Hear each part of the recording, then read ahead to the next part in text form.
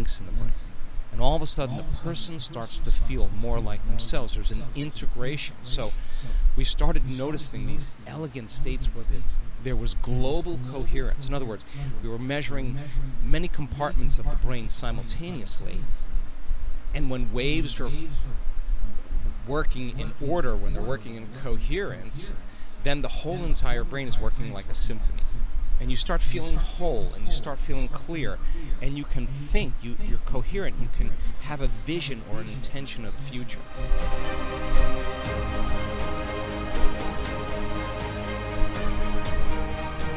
All right, welcome back to the show, everybody. I have my dear friend here today. He's the first person in the history of the show to come on 3 times, so that says something right out of the gate. And let me tell you why. He's brilliant. And I enjoy my time with him so much, and I know all of you do as well. If you're new to the show, today will be something that you're going to want to share with as many people as you possibly can that you love and care about. My guest is Dr. Joe Dispenza. Difficult guy to describe. I guess I would say he is probably the best guy on the planet that sort of looks at the potential of the human experience and the combination of sort of brain and heart coherence, epigenetics, neuroscience, the combination of all these different elements in one person. And he delivers it in a way that you can understand it. He's the smartest guy in the room, but never feels the need to let you know that. So he's back to impart some of his wisdom on us today. Joe, thank you for being back here. I'm so happy to be with you, Ed. Happy to see you too. Love our time together. So there's a lot we're going to cover today. Okay. What are you working on right now, though, that you're most excited about? Because when we were getting ready to do this, you're like, I am probably more excited right now than I ever have been in my life. So let's start there. Yeah. What's happened in the last 2 years, we run these week-long events, and it's a full immersion. And just before COVID, we had a group of scientists from the University of California, San Diego, come and study some of the phenomenological things that have been happening in people's biology, because we have had numerous testimonies of some of the most incredible things that if you asked me 3 years ago when I was first on your show, would we ever see anything like this, or do you think you'd see anything like this? I'd probably say maybe once in my lifetime I'd be super happy. So blind people seeing, deaf people hearing, people in wheelchairs that from strokes, paralysis, walking again. I mean, these are profound upgrades biologically. I think if you teach people the what and the why, then the how gets easier because it becomes practical. And when people understand the what and the why, they assign meaning to what they're doing, and they switch on their prefrontal cortex. That executive function in the brain actually dampens down the circuits that has nothing to do with anything else but that single-minded thought, right? So when you understand the what and the why, and there's nothing left to conjecture, to superstition, to dogma, to spirituality, that science is the contemporary language that we use to demystify the mystical. So when that person stands on the stage and they're telling their story, and they're the example of truth, they're speaking truth, right? So they've actually applied those what up, Baron? How you doing, homie? Once philosophical, theoretical, that was just basically knowledge, and the application, the personalization, the demonstration created an experience. Experience is really what changes us, because it enriches the circuitry in the brain, but the end product of an experience is emotion, right? And emotion is what teaches our body chemically to understand what our mind intellectually understood. I look out in the audience, and people are leaning in. You know, they're looking at truth. They're looking at an example of truth. That is the 4-minute mile. That's somebody who broke through a level of consciousness or unconsciousness that says that we can heal by thought alone. So what is the science behind that? So when we started bringing in reputable scientists, people that are well published, that spend their life studying microbiology and cellular function and epigenetics and brainwave function and all these other different elements, thousands of metabolites on a cellular level that could be secreted. We're looking very specifically when we did these studies, so we started studying everything. And we started looking at brains, and we started looking at hearts, and then we started noticing that people would have these very, very, very transcendental moments where there was a significant arousal that took place in their brain. And that arousal, which is typically based in fear, in anger or aggression or in pain, that's a survival response. This arousal was ecstasy. This arousal was bliss. So the amount of energy in those people's brains during that moment of the only way that I could describe it is connection. That moment produced such a level of energy in the brain that it was hundreds of times normal. And this is being measured. You're doing the brain scan. We're measuring it in real time. Right, exactly. And then when we see these very, very high degrees of energy in the brain at the same time, we're seeing a high level of order. Now, not just a little order, not a lot of order, like a supernatural amount of order. When you say order, Joe, do you mean the coherence between the brain and the heart, or what do you mean by order when you say that? Okay, so if you're late for an appointment, you got to pick your kid up, there's 10 texts you have to answer, and something went wrong at the office. The arousal of the stress hormones causes us to move into that primitive nervous system of survival. And when we're in stress, we're trying to control, we're trying to predict, we're trying to organize our life because that unknown is, something can go wrong, it's unpredictable. So we shift our attention to one person, to another meeting, to another place we have to go, another time, another thing we have to do, and every single one of those elements has a neurological network in our brain because you've experienced your wife, you've experienced your coworker, you experienced your pain in your back, your cell phone, whatever, your relationship with everything physical and material. And it's mapped neurologically in the brain. In fact, the neocortex is really a record of the past, right? So the arousal of those stress hormones causes us to shift our attention to all of these different elements, and we activate those circuits. And like a lightning storm in the clouds, the brain starts firing very incoherently. When the brain is incoherent, we're incoherent.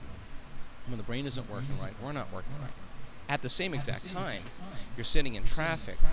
You can't really run. There's nowhere to run. You can't really fight. There's no one to fight. And, you can't really hide. And so the arousal of this primitive nervous system causes the heart, its rate to increase and a respiratory rate to increase because that was the mechanism of survival. If you're being chased by T-Rex, you better increase your heart rate and your respiratory rate. So now, the heart rate and the respiratory rate are increasing, but you're not running, fighting, and hiding. There's a physiological change in your body for emergency, and you're taking all this vital energy that you would use for growth and repair, for long-term building projects, and you're tapping all the body's resources, and you're turning it and converting it into chemistry, right?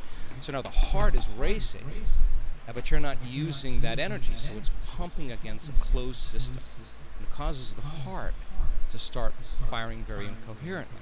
And that's when you stop trusting. That's when you stop loving. That's when you stop communing. That's when you stop cooperating. That's when you stop really creating or thinking about possibilities. It's not a time to learn, not a time to go within. And so people spend the majority of their time living in a state. And in that aroused state, those chemicals heighten our senses. And we narrow our focus on the material world because that's where the danger is. If something's behind the big rock and you hear it moving and it's dark at night and you're walking, you're going to freeze and you're going to narrow your focus, and the arousal is going to heighten your senses. And that kind of narrow focus becomes habituated when people live in constant stress. Now, we talked about this on one of the shows we were on, and you can turn on that response just by thinking about your problems. So now the arousal of those chemicals becomes almost like an addiction. You actually, it's the familiar, and you need the familiar stimulation to reaffirm that emotional state, right? That's how we feel alive. So we thought, wow, what if we teach people how to go from that narrow focus to broadening their focus and opening their focus and focusing on nothing material or physical. And when we did that, by sensing space, by sensing nothing, opening and broadening their focus, those different compartments of the brain that were firing out of order incoherently started to synchronize. Now what syncs in the brain links in the brain. And all of a sudden, the person starts to feel more like themselves. There's an integration. So we started noticing these elegant states where there was global coherence. In other words, we were measuring many compartments of the brain simultaneously. And when waves are working in order, when they're working in coherence, then the whole entire brain is working like a symphony. And you start feeling whole, and you start feeling clear, and you can think, you're coherent, you can have a vision or an intention of the future. So when we were doing these studies, we noticed that if we could teach people how to dial down their thinking neocortex, their analytical mind, and by sensing space, if you're sensing, you're not thinking or analyzing, you're sensing, and you start slowing your brainwaves from that high beta brainwave state when you're in survival into these lower beta brainwave states and ultimately into alpha. Now, alpha is the creative state. Alpha is the imaginary state. That's when the voice in your head that's talking to you all the time, that default mode kind of shuts off, and your brain starts to see in images and pictures. You start imagining. It's an imaginary state. It's a creative state. So we use that state in the state of creation, but then we took it a little further. What if we could teach a person to slow their brainwaves down even more into theta? And in theta, you're in a hypnotic state. And the hypnotic states cause you to be very suggestible to information. And suggestibility is your ability to accept, believe, and surrender to information as the truth without ever analyzing it, and that's what exactly programs the subconscious mind. The applications for this, everybody listening to this, is your whole creative state changes when you're in this state as well. Your ability to create. You even make the case that their personality changes, right? That there's a personality change. And so I want you to address that, because you have this unbelievable saying that you say, your personal reality is dictated by your personality, right? Exactly. And so just step back into that just for a second, Okay. the application of it in creativity for people. And then is it a temporary change? Okay, thank you for asking the question, because we also discovered that you didn't have to have those transcendental moments. All you had to do is work on regulating your internal state every day. And the novice meditators, people who just came to an event that really had no experience in meditation but immersed themselves for 7 days, our data suggests at the end of 7 days, their body completely looks like they're in a different life, a completely different environment. The science is pointing the finger at there's strong environmental changes going on in the person's biology, but they're in a ballroom. Right. Well, there's not a lot of things happening in a ballroom, but so then how does that happen? Okay, so the application then becomes important for everybody, because when we started looking at advanced meditators that didn't have those transcendental states, but they practiced meditation every day, there was a dosing effect. In other words, the more they self-regulated, the more they were resistant to the things in their environment. Well, let's think about that. If I say to you, Ed, why are you upset today? And you say, I'm upset because of the staff member, I'm upset because of what I heard on the news, there was traffic, I was late. What you're really saying is, my environment, some person, some condition, something in my outer world is actually having control over the way I feel and the way I think. And so that's a subconscious program called victimization. Anything that controls you, the way you feel and the way you think, you're victim to. Now the problem is that the majority of times our response to the environment weakens the organism. That means that your fear, your anger, your aggression, your Weakens impatience you. weakens the organism, Yeah, you. yeah, you. So now the environment is actually causing the organism through the stress hormones and the long-term effects to really start down-regulating systems in the body, right? So as long as you react to your environment and the response is causing you to become weakened, you're victim to your environment. Well, what makes sense then would you be more susceptible to anything in your environment because you're a victim to it. But the process of change is the difficulty is that 90% of the thoughts you think are the same thoughts you thought the day before. Nerve cells that fire together wire together. Keep firing the same thoughts, keep making the same choices, keep doing the same things, keep recreating the same experiences that stamp the same networks of neurons into the same patterns, all for the familiar feeling called you. And do that enough times, and your biology, your neurocircuitry, your neurochemistry, your hormones, your gene expression stays the same because you're the same.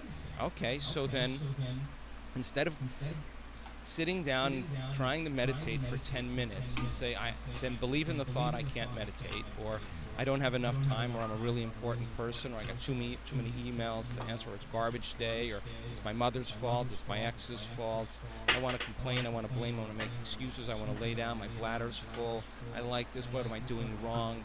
They're agitated, impatient. That's the personality that has been hardwired and conditioned emotionally into the past that's resisting the unknown. It would rather cling to suffering than take a chance in possibilities. So our events, we say, okay, here's the knowledge, and I can say now with a great degree of certainty, more than ever, that if you actually do this and you stretch yourself a little bit further than where you would normally go at home, your brain will change. And if you teach people how to do this over and over again, no different than training an animal. The body is the animal. Are you training the body that you're in charge? Is that what You're telling the body it's no longer the mind, that you're the mind. Yes. And when you do that, those victories add up, and all of a sudden, there's a liberation of energy. There goes the guilt, there goes the pain, there goes the whatever. It doesn't matter if it's health, it doesn't matter if it's wealth or success, it doesn't matter if it's a loving relationship, a change in a career, a mystical experience. Whatever it is, the person all of a sudden starts to relax into the present moment. Now, let's demystify the present moment.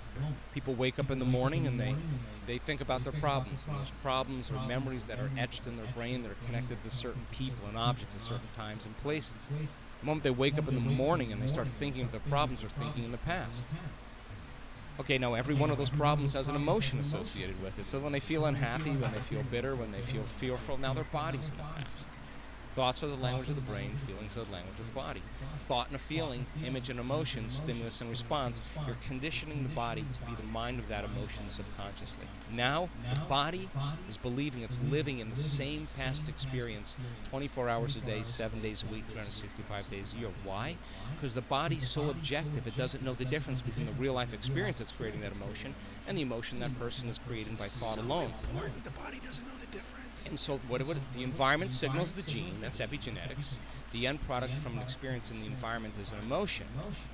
A person's signaling the same genes in the same way, and genes make proteins, and proteins are responsible for the structure and function of your body, and the expression of proteins is the expression of life. And now the person is actually headed for a genetic destiny. And when people labor for the present moment, and they take their attention off of their body, off of all the people in their life, all of the objects they own, their cell phone, their computer, their car, their house. They're no longer identifying with where they're sitting, where they need to be, where they live, where they've lived in the past, where they need to go. And they're not thinking about the predictable future or the familiar past. They're dissociating from everything physical and material, everything known. That is the exact moment we call getting beyond yourself. Okay? Now, when we're in that place then, at the beginning it's uncomfortable because survival is the unknown. You have better chances of survival and running from the unknown, but that unknown is the perfect place to create from. So in the process, no different than any rehab. In our first 2 days of our event, really people they're basically rehabbing from their emotional states and their habits. And they're sitting in the presence of that discomfort, right? And the discomfort is because the body is leaving the known. But if the body has been conditioned to be the mind, the moment you take it outside of its familiar territory, it's going to start telling you, Ed, why don't you quit? You know, you're not really good at this. You know, you're more of a physical person. You don't really want to do this. You're not very this or very that. And most people just get up when they're doing the meditation. They believe that thought is true. Now, the question is, what's on the other side of that thought? Can you sit there long enough till that's no longer the thought you accept, believe, and surrender to?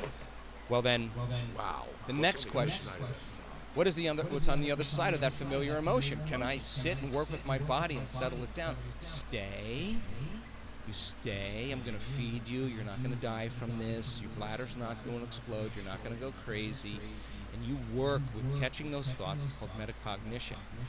If you're in that 95% of programming where you're unconscious, then the first step to change is becoming conscious of your unconscious thoughts. So conscious that you would never go unconscious or let that thought slip by you unnoticed. I want to understand. So you're saying the awareness of the thought, being conscious of the thought, has it somehow lose its power over you? Exactly, exactly. Because just because you have a thought doesn't mean it's true. And if you're left alone to yourself, you'll start believing every thought you think. And that's the problem. So then, the majority of people's thoughts then are based on what they perceive about themselves from their past or their life, right? And if you catch yourself complaining and blaming and making excuses and judging someone else, and you say, I want to be a happy person, well, a happy person would never do that, would make them unhappy. If you notice that you've been feeling guilty for the last 20 years, you didn't know it was guilt because it just felt like you, and you want to feel joy, well, if you can't feel joy, it should tell us volumes about what you've been practicing doing, right? So then most people give up because they don't know that there's anything on the other side of it. So then the next question is, what thoughts do you want to fire and wire in your brain?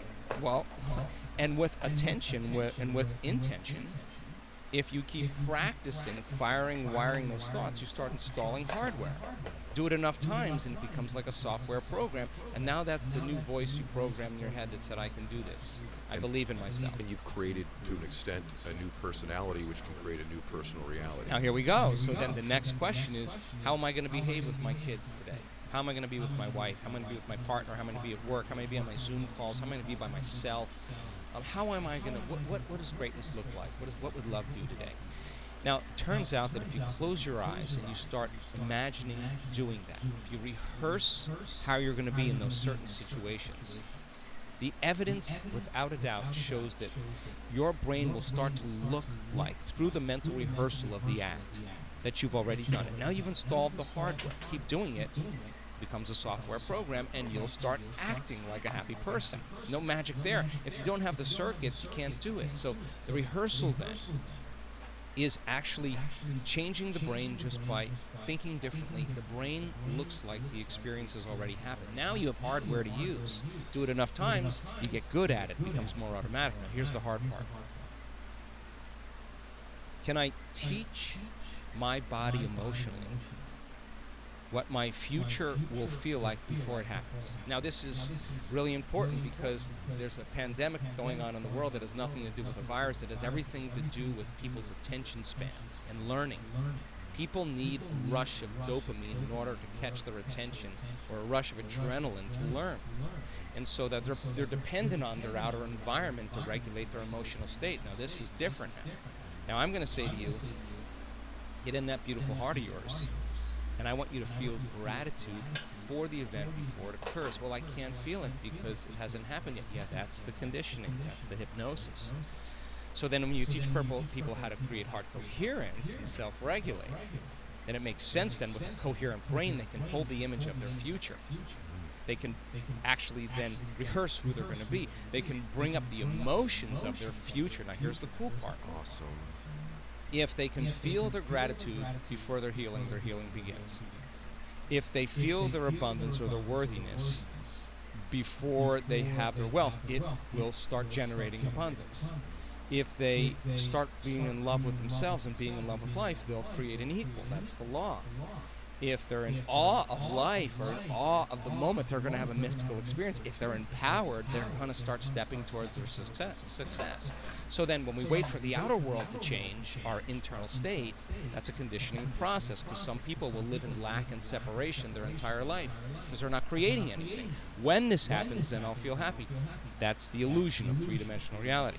That's cause and effect, but feeling the emotion ahead of the experience is causing an effect. So the heart, when it's coherent, tends to produce an external magnetic field that's up to 3 meters wide. Now you've got a Wi-Fi signal. Now when you have a coherent brain, the brain could actually lay the information on that signal. And the thought of your wealth or your health can be carried on the frequency of that heart emotion. Emotions are the end product of an experience, right? Epigenetics says it's the environment that signals the gene. If the environment signals the gene and the end product of an experience in the environment is an emotion, that person's signaling genes ahead of the environment. And now they're biologically believing, behaving, and actually becoming that person.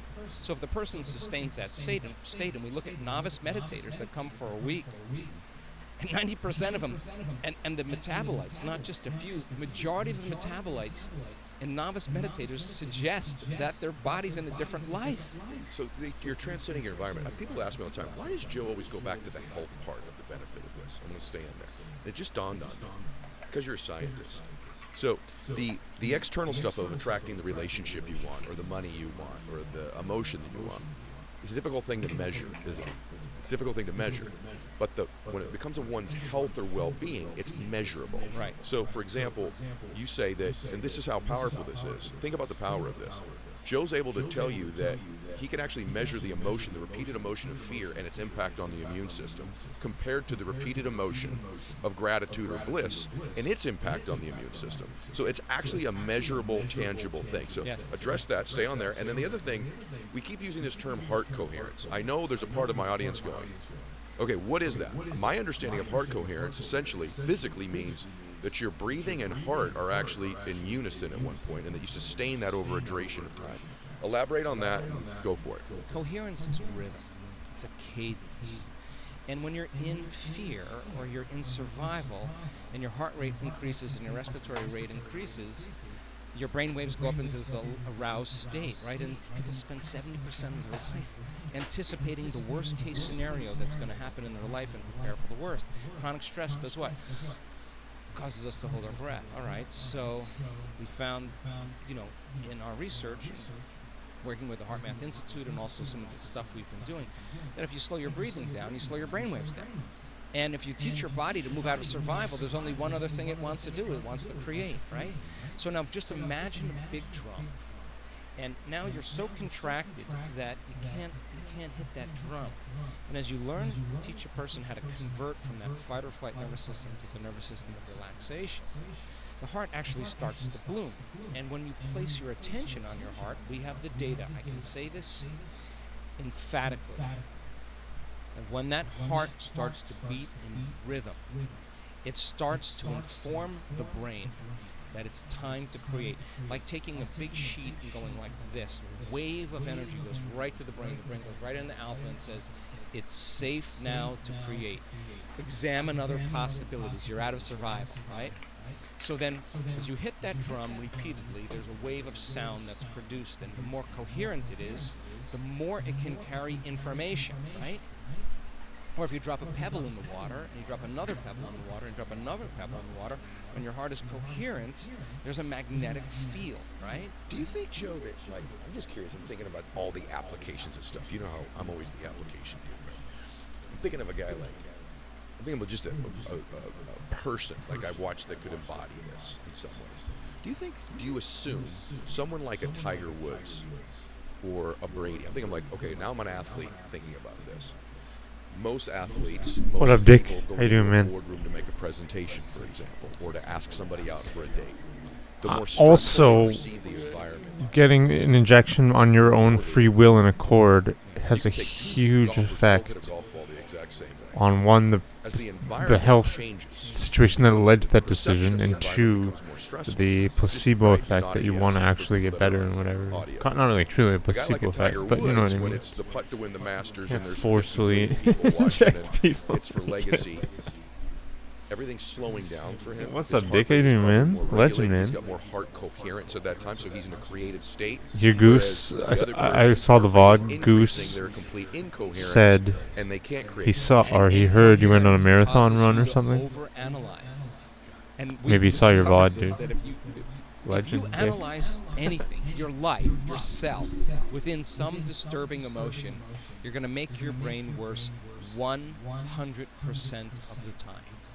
In other words, you're thinking in the past, and your thoughts are arousing the brain more into that state of survival. Now, that's when we overfocus. That's when we overthink, right?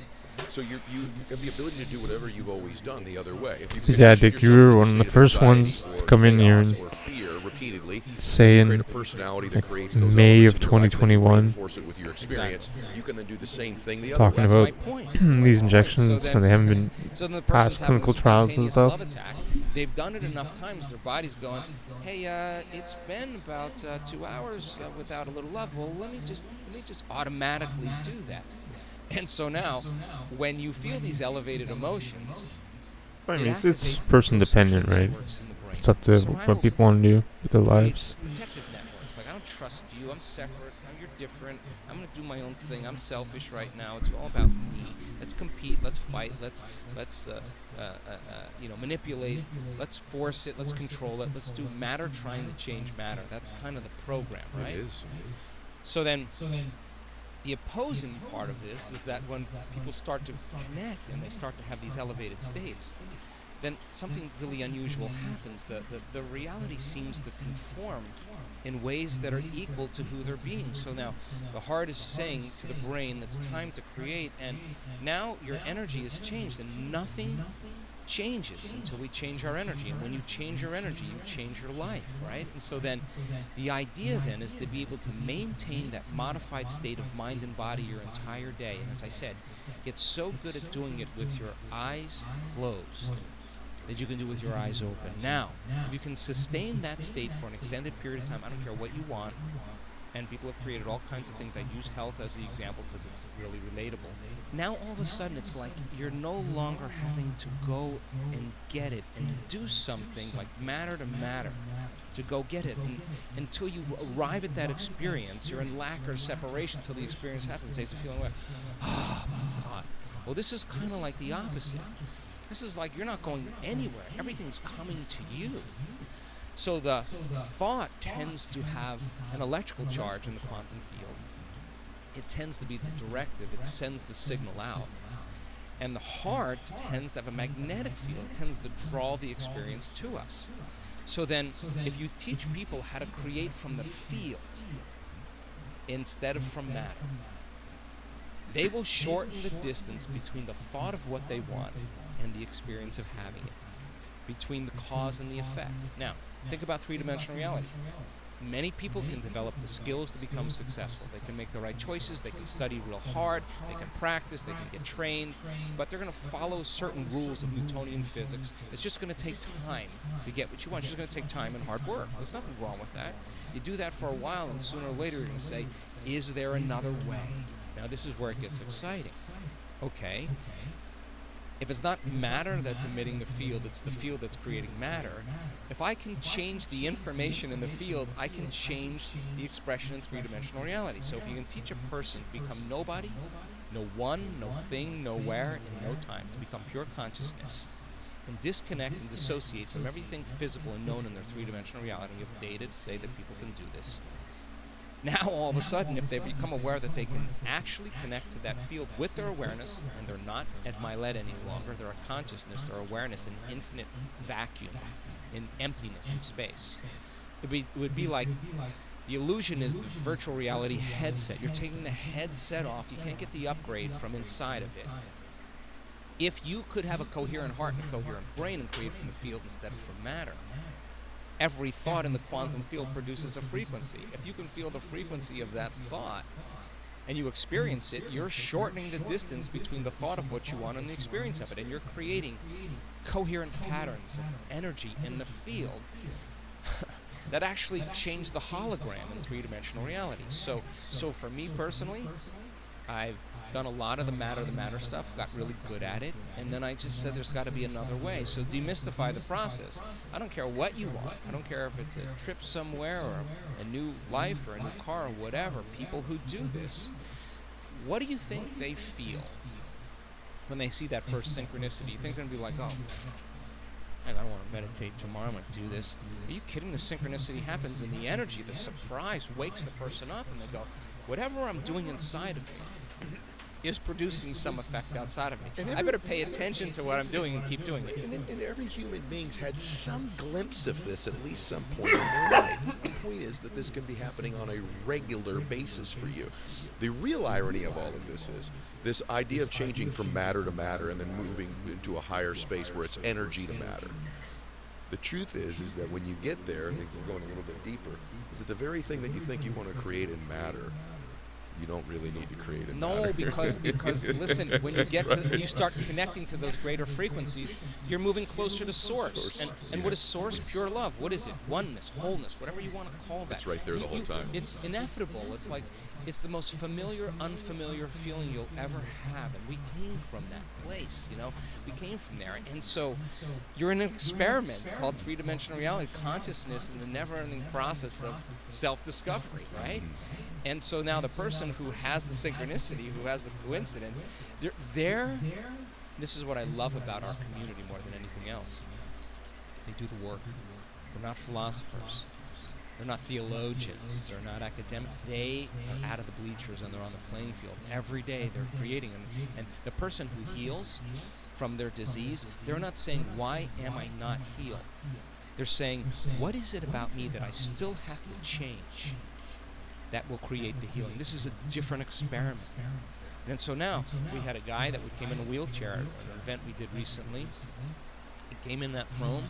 He had ALS. He walked from the back of the room all the way to the stage, walked up the stairs out of that wheelchair on his own. I asked him.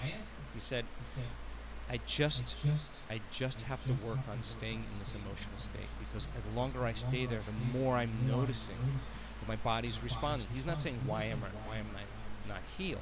He understands that the only way he can actually heal is to change him, right? And so now it becomes very practical, right? It becomes very practical. Don't you think it's important, that practical part of it? I think sometimes people think they're disqualified if they can't explain something they do well.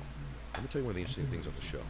Many of the people that do things exceptionally well that have been on my show, athletes or entertainers, really don't do a very good job of explaining it. They embody it. And I think sometimes someone listens to somebody like you who can explain this and think that they're disqualified from becoming good if they can't explain how they're doing it. But the truth is, it's a repeated experience that becomes familiar for them without the need to express how they're doing it. Right. Again, for me, this is your life, is teaching people to do this and giving them the tools.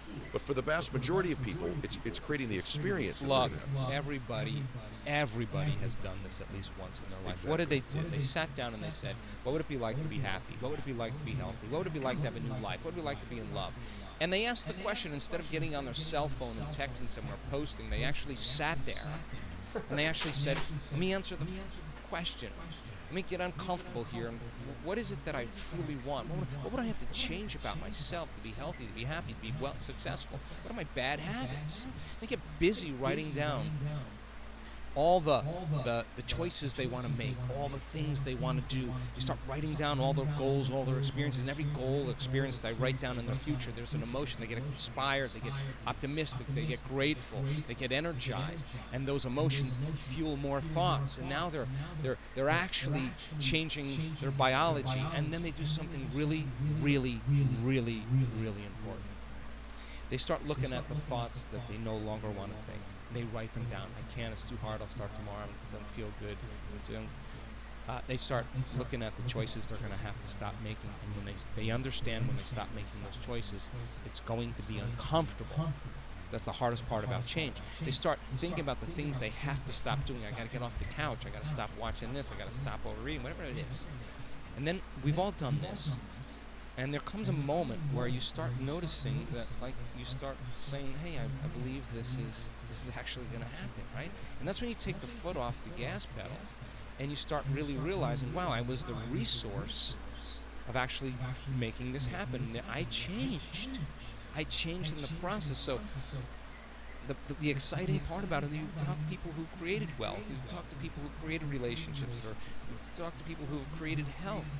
They'll tell you, my disease, my poverty was my greatest teacher. My past was my greatest teacher. They look back at their past, and now there's no longer an emotion associated with it. The memory without the emotional charge is wisdom. Now you get My to vitamins. You get to create whatever your free will. You could be anybody you want to be in the process, right? Memory without the emotional charge. That's how you erase its impact on you from the past. I want to ask you something about that. I've always wanted to ask you this. And by the way, Joe and I, you've flown on my plane together. There's all these times I've wanted to ask you this question. I wondered, because I have created some things in matter in the material world that maybe now I'm at this place where it's dawned on me all along. My fear is that I think sometimes if I think the way I'm about to ask you about, maybe I wouldn't have created any of the material things, which I know is flawed thinking. And it's this. It's that this idea that you get to this heightened, gamma wave brain state, and you're just fully intentional, right? Having an intention at that time.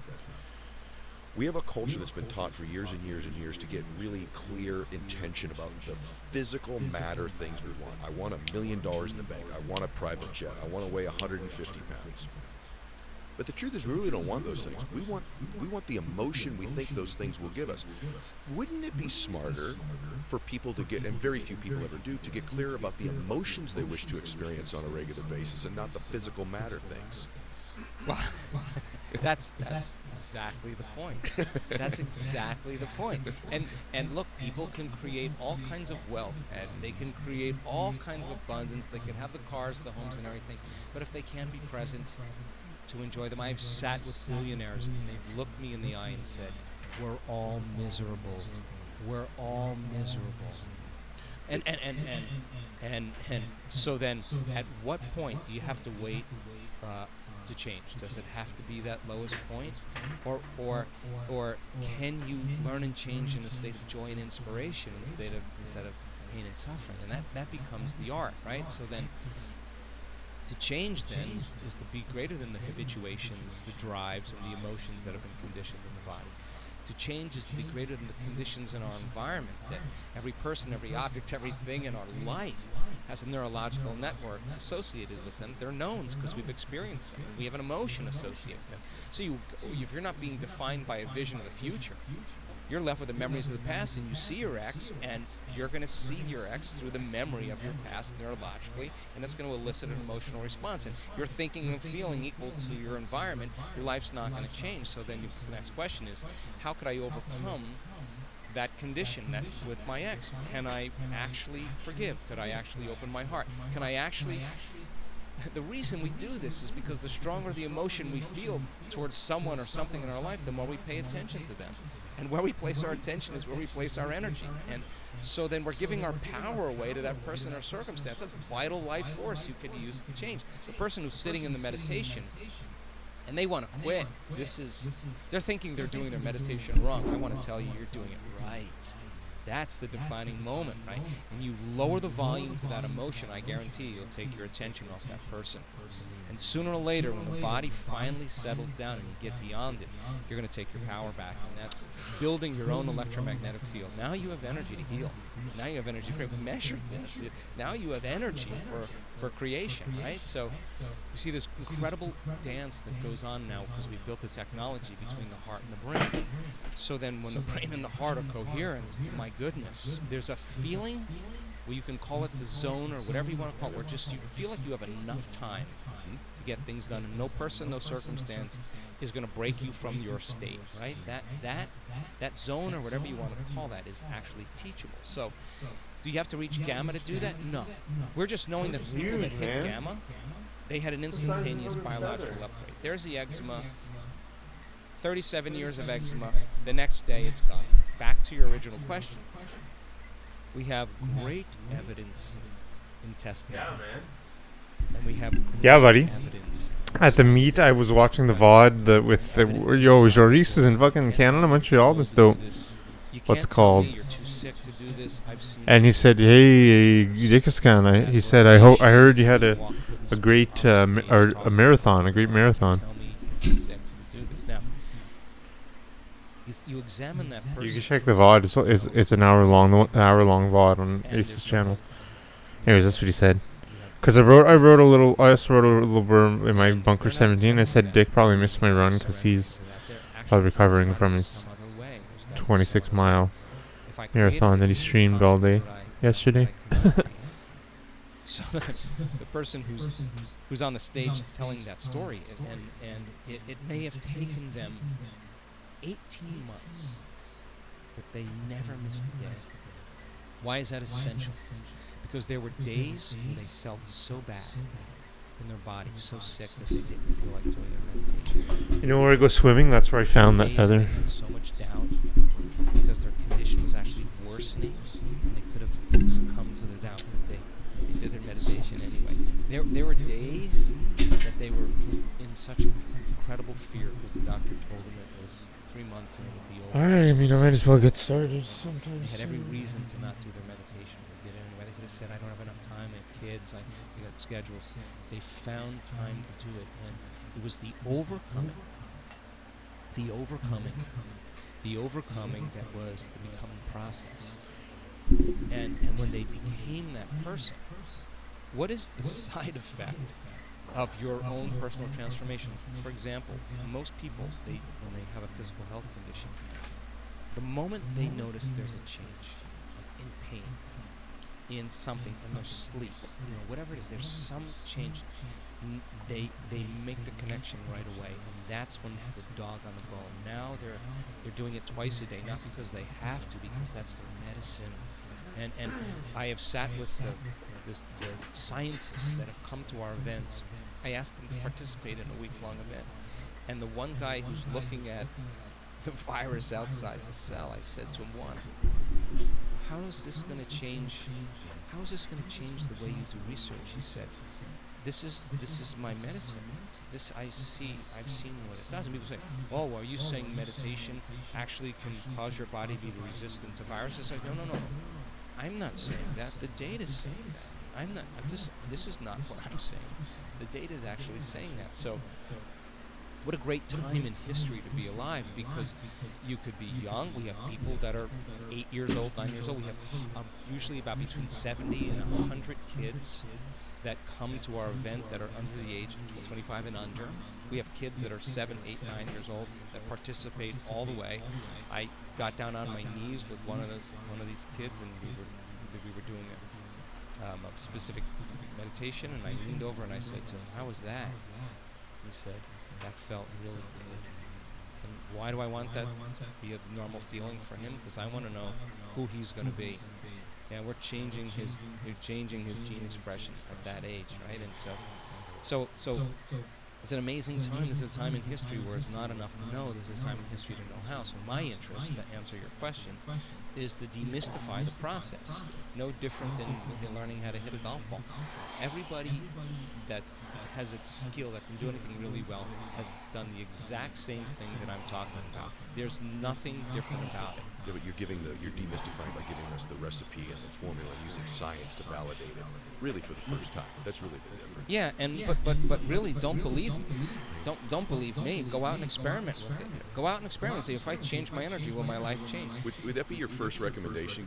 As we wrap things up here a little bit, would you recommend they just begin to regulate the breathing? Start with meditating. What would your first recommendation be? I'm listening to this. You go, I want to change. I still want to change matter in my life. I want to create the body. I want to create the wealth. There isn't anything wrong with that.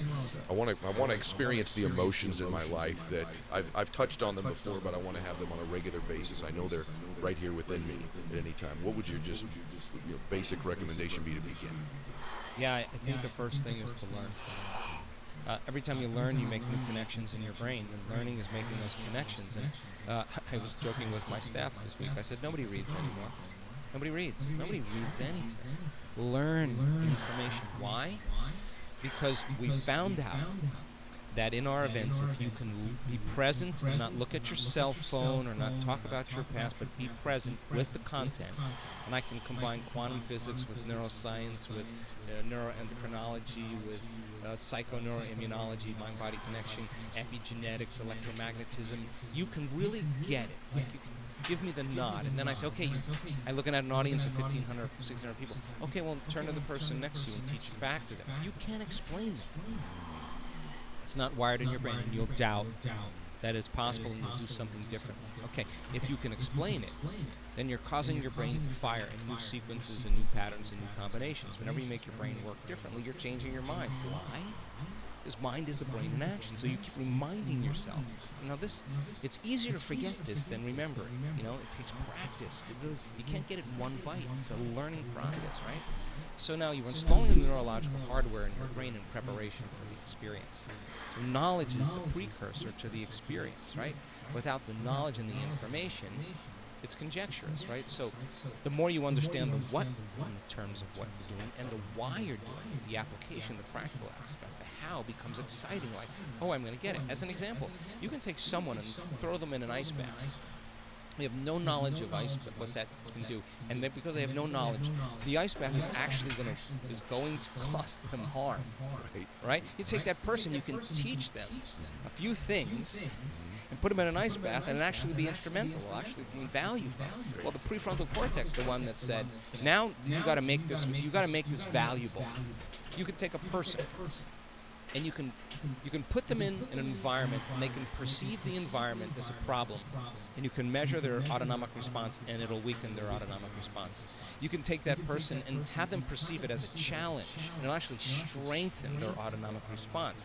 Okay, so now what's the reason behind this? Well, you gotta put as much attention on your inner world of how you're thinking and how you're feeling and how you're going to behave, as much as your outer world of three-dimensional reality. And meditation is just a way to say, okay, let me get my brain and body right.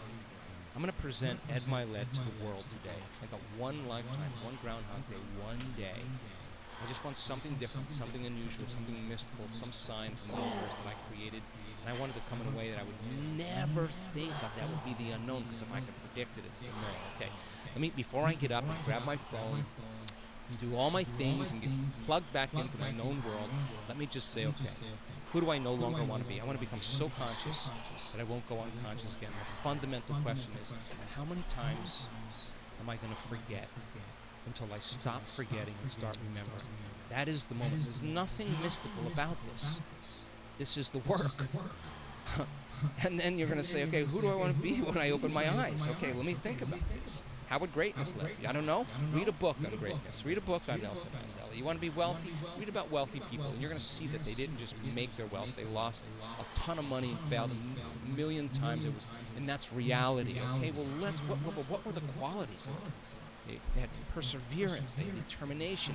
They cut their losses. They forgave. They forgot about it. They went on. Okay, so how am I going to behave? I'm going to rehearse how I'm going to behave. What I'm going to do is take my time. I have plenty of time to do is just behave and think about how I'm going to behave differently in this situation. How am I going to change my emotional response? When did I fall from grace yesterday and went back to my old self? I'll set an alarm on my phone every 3 hours. I'm just going to go off and I'm going to take a moment and get back into the feelings of my future. Okay? If I can do that over and over again, well, what do you think could happen in my life as a result of it? So, knowledge being the forerunner, the application, simple stuff. Practice heart coherence. There's plenty of stuff that we can talk about. Practice brain coherence. We know. I asked the brain scientists, what percentage of people at the end of a week-long event, what percentage of people will have their brains changed for the better? They said 100%. 100%. 1 week. Fully immersed into the experience.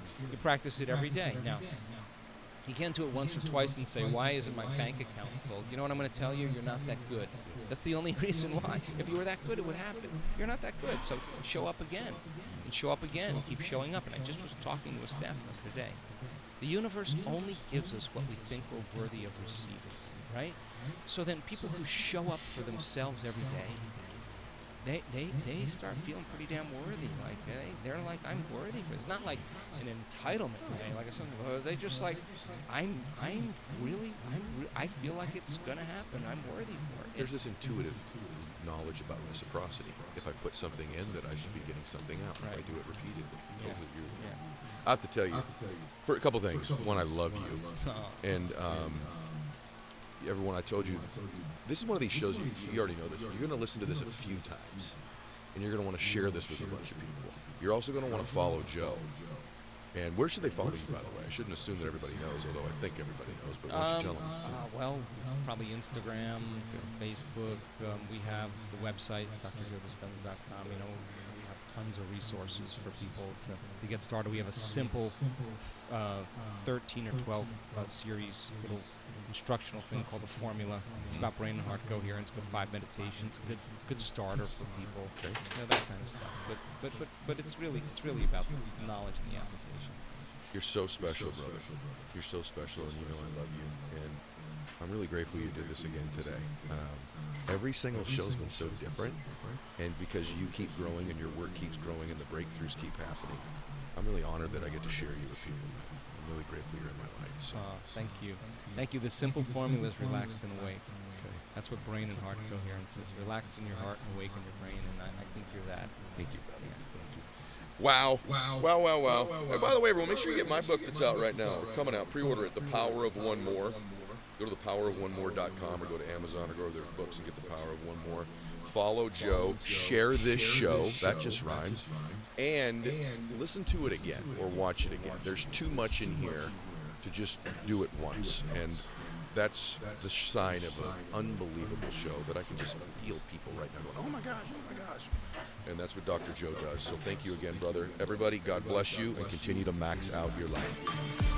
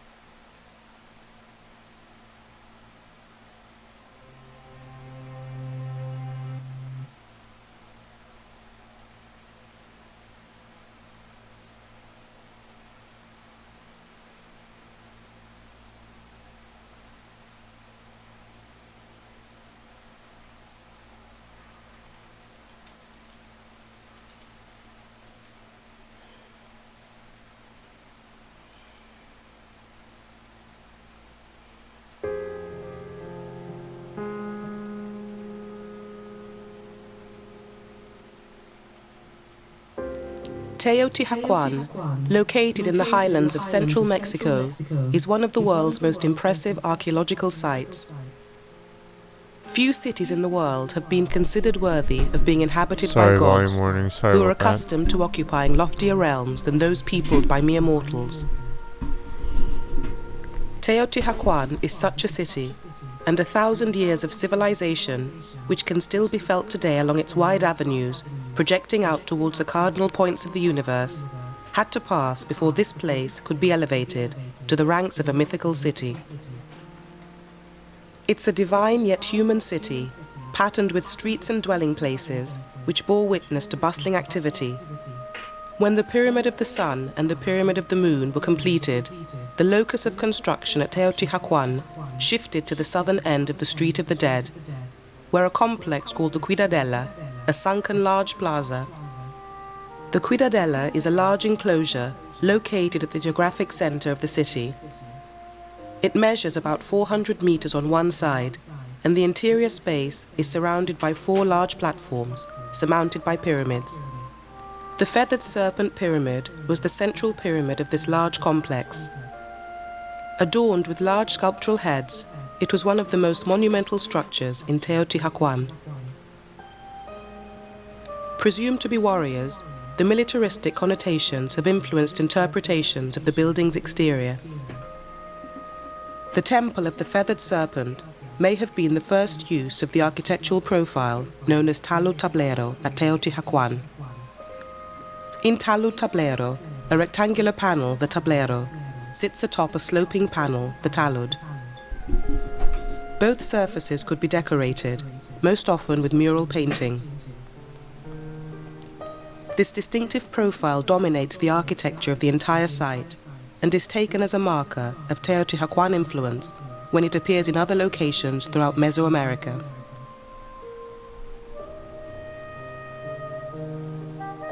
Quetzalcoatl, the feathered serpent deity of the people of Teotihuacan, the Mayans and the Aztecs, was a popular god in Mesoamerica in pre-Columbian times.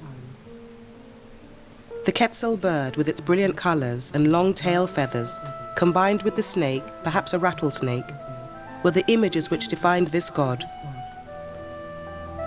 Splendid in costume and deadly in appearance, the Quetzalcoatl deity had the ability of flight and the gift of life and rebirth. The serpent is a common metaphor for rebirth and continuity or resurrection worldwide due to the shedding of its skin and the coiled circular shape that the snake often takes, representing eternity. The people of Teotihuacan believed in ritual sacrifice to satisfy the gods. Multiple burials were found at the pyramid, and it's believed that they were sacrificed as part of the dedication of the temple. There are 4 directions in the world, 9 layers of their underworld, 13 layers of heaven and earth, and a ritual calendar of 13 months, of 20 days, or a 260-day calendar, and a solar calendar of 18 months, of 20 days.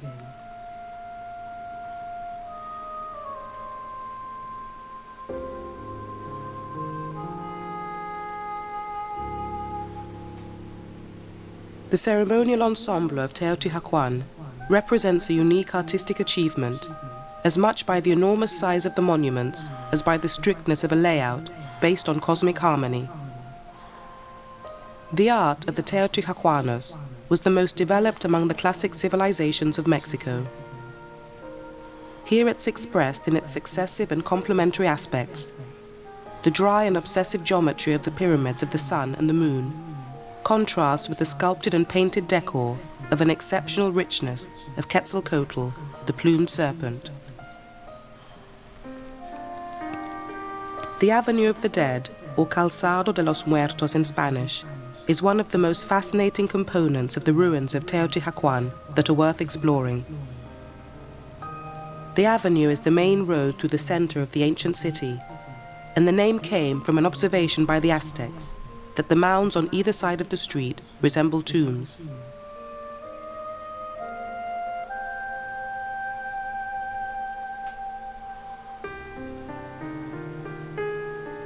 The primary avenue runs on a north-south axis for several kilometers and aligns the city approximately 15 degrees east of north towards Cerro Gordo. It ran for more than 2.5 kilometers, beginning at the Moon Plaza to the north and extending beyond the Cuidadela and the Great Compound complexes to the south. The avenue continued even further south, terminating near the edge of the mountains. The avenue divided the city into 2 sections. Apartment compounds with pyramidal constructions were arranged on both sides of the avenue, often symmetrically and sharing the same orientation. This highly planned city layout suggests that the avenue may have been planned from its earliest phases of urbanization.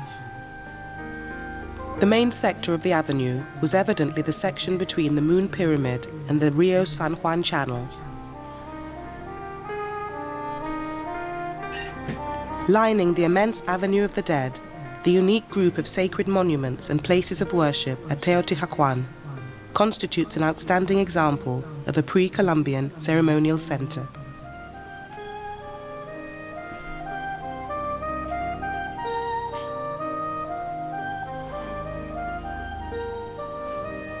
At the avenue's halfway point, one sees the Conjunto Plaza Oeste and a residential area, which was probably inhabited by priests in the pre-Hispanic era. Palace complexes organized around plazas are among the most impressive examples of pre-Columbian residences.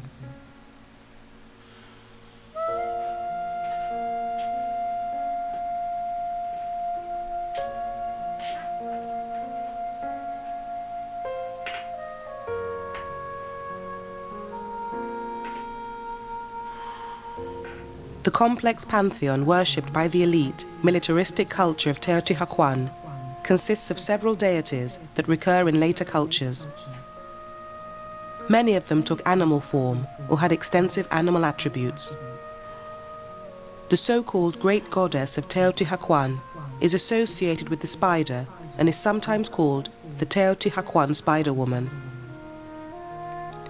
The netted jaguar is one of the most distinctive gods. Finally, there are 2 serpent gods, the feathered serpent, identified by the Aztec name Quetzalcoatl, and the fire war serpent, later known as the Aztec Xucotl, Although the visual appearance of these gods is fairly well understood, their significance and interrelationships are still being studied. Many animals, some of which may have symbolized lesser gods, were depicted in Teotihuacan art. This grid, unique in Mesoamerica, in its scale and organization, implies a high degree of social control. Presumably an elite group of nobles directed the building projects and coordinated trade and tribute relations with far-flung corners of Mesoamerica. According to writings from the 16th century, sacrifices practiced by Moctezuma every 20 days on the site attested to the persistence of beliefs, which made Teotihuacan a sacred place of exceptional value.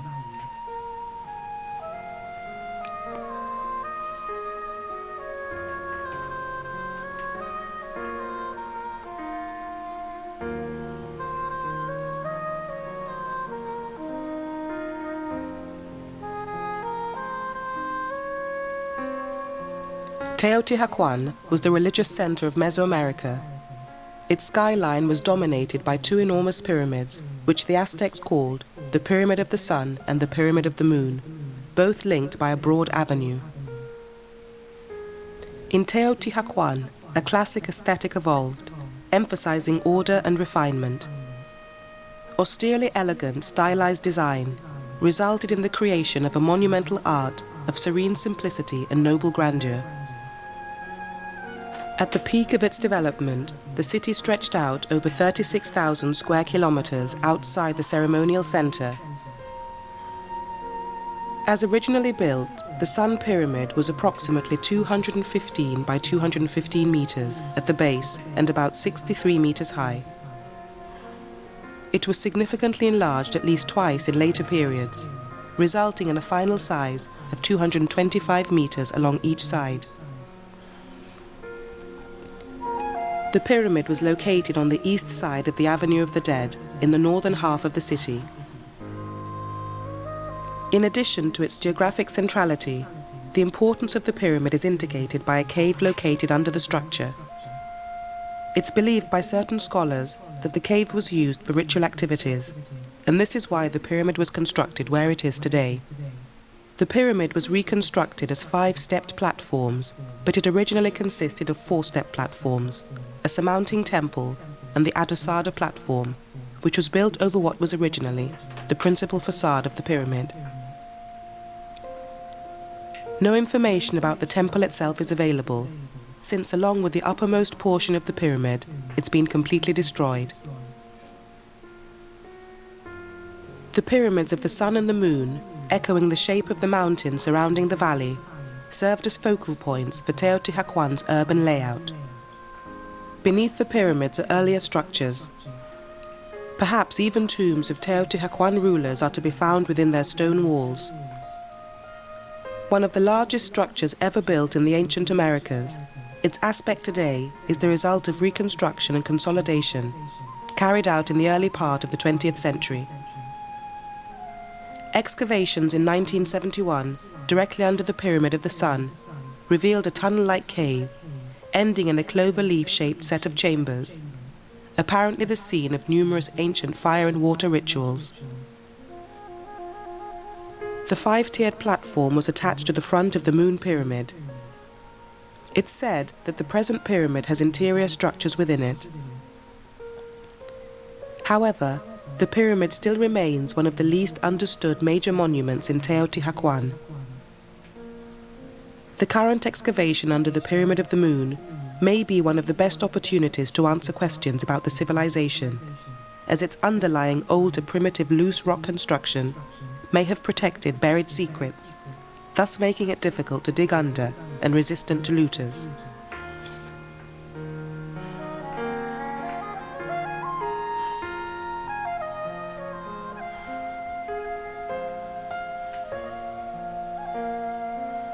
The ethnic identity of Teotihuacan's inhabitants is not known.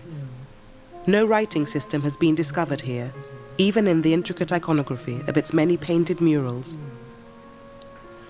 The original name of the city is not known. It was called Pu, Place of the Reeds, by the contemporary Maya. Climbing to the apex of this giant will also offer sweeping views of the surroundings, as well as an excellent look at the Avenue of the Dead.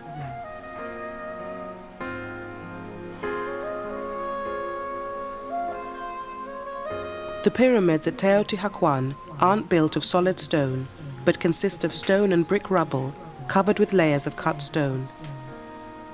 They are, however, still an extraordinary achievement, especially since all this was done without the benefit of pack animals, metal tools, or the wheel.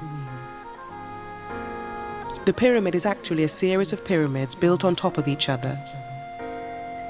Pyramids and other structures are cascading, but not with smooth walls like the Egyptian pyramids, and the stones used to construct them aren't as large as those in the pyramids at Giza. The late classic period saw increasing fractionalization among cultures. In the place of great states, petty kingdoms and militarism arose. From the high point of civilization at Teotihuacan, wars became the rule of the day, and for those unfortunate enough to be captured, sacrifice to the gods. Military empires such as the Toltecs in the 12th century AD, which grew up from these warring factions, were the cultures met by the Spanish in 1519 and largely eradicated by 1521. The reason why the Spanish were able to conquer the Aztecs in such a short amount of time probably had less to do with their skill as soldiers and more to do with the fact that the Spaniards physically resembled the descriptions in Aztec legends of the god Quetzalcoatl.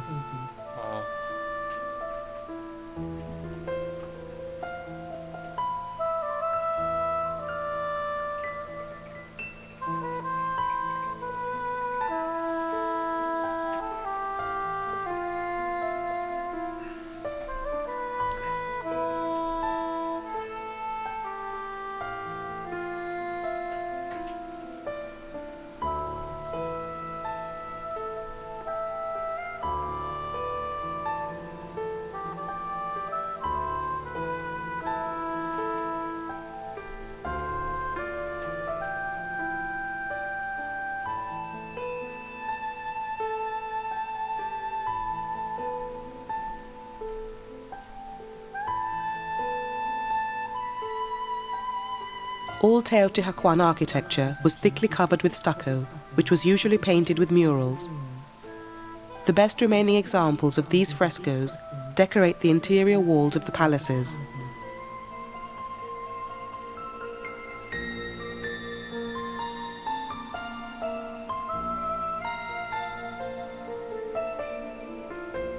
Three styles of murals have been categorized: decorative designs with symbolic meaning, stylized conceptual images of deities and mythological creatures, and narrative scenes that are more perceptual or realistic than abstract and schematic. Near the Pyramid of the Moon is the Jaguar Palace, with its motifs of serpents and plumed jaguars with shells running down their backs.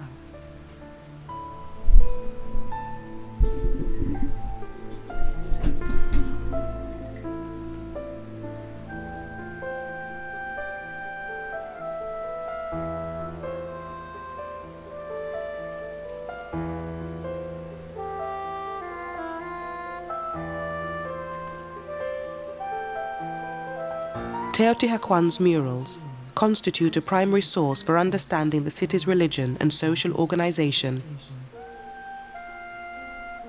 Found throughout the city on the walls of apartment compounds such as Tetila, the paintings depict a wide range of images centered around two major deities: a female known as the Great Goddess and a male known as the Storm God. The Great Goddess is usually depicted frontally, with additional motifs pertaining to agricultural fertility. The Storm God is usually shown in profile and is identified by his distinctive face mask and the lightning bolt carried in his left hand. Animals, including coyotes, owls and jaguars, are also prominent in the murals. The paintings were laid down quickly on thinly plastered walls. Red dominates the color scheme, although blues, yellows and greens appear. The palace of the Quetzalcoatl is an elite residential palace, thought to be where the high priest lived, and is located just southwest of the Pyramid of the Moon.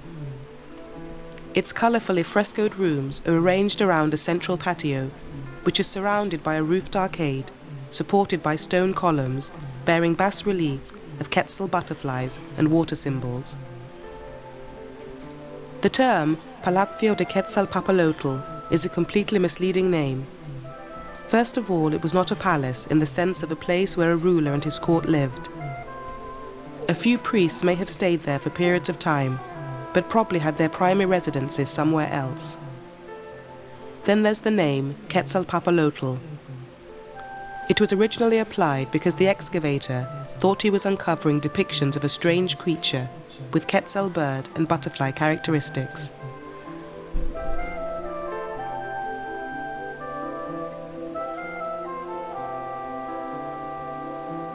A host of other temples and sacred pyramids dot the Teotihuacan landscape, and yet despite the incredible size of this ancient city, solid evidence as to why it ended and what happened to its inhabitants is still to be found. Most experts who studied Teotihuacan history subscribe to one or two ideas. Either that the elite sections of the city were burnt to the ground by the poorer and more disgruntled inhabitants, or that a neighbouring group, such as the Toltecs, sacked and burnt the city. Whichever version sounds most likely to visitors, it's believed that the city was burned and was eventually inhabited and preserved first by the Toltecs, then later by the Aztecs.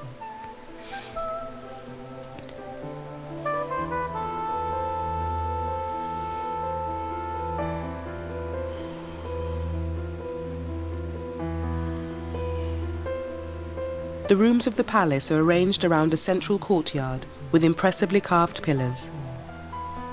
The decorations are mainly of the colourful bird Quetzal and butterflies Papalotl, which gave the palace its name. Wall paintings were important in Teotihuacan, and some survived in this palace and the subterranean ones along the Street of the Dead. Geometric patterns including a four-petaled flower were popular, as well as animals such as the jaguar and birds. The volcanic glass called obsidian forms the eyes of the birds. It seems rather odd that the pieces of stone used to make the pillars are cut into irregularly sized and shaped blocks, and also vary in texture and colour from each other. The building crafts must have employed many artisans of diverse kinds, both for construction and for maintenance.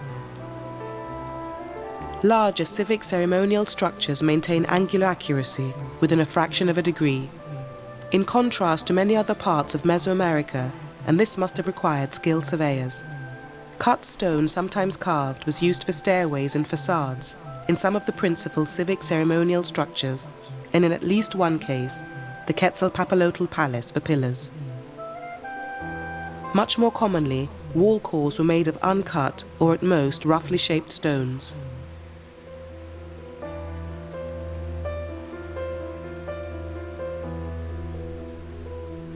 Teotihuacan arose as a new religious center in the Mexican highland around the time of Christ. Although its incipient period, the first 2 centuries BC, is poorly understood, archaeological data show that the next 2 centuries were characterized by monumental construction, during which Teotihuacan quickly became the largest and most populous urban center in the New World. By this time, the city already appears to have expanded by approximately 20,000 square kilometers, with about 60,000 to 80,000 inhabitants. The development of the city seems to have involved intersite population movements, exploitation of natural resources, an increase in agricultural production, technological inventions, the establishment of trading systems, and other kinds of socio-political organizations and attractive belief systems. By the 4th century, unmistakable influences of Teotihuacan were felt throughout most parts of Mesoamerica. Teotihuacan was the 6th largest city in the world during its period of greatest prosperity, with an estimated population of 125,000.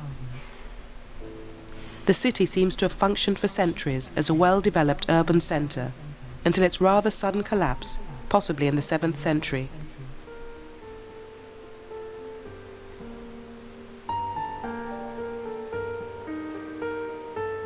The Plaza of the Moon, like the central plaza of the Cittadella, was probably one of the most sacred ceremonial areas in the metropolis.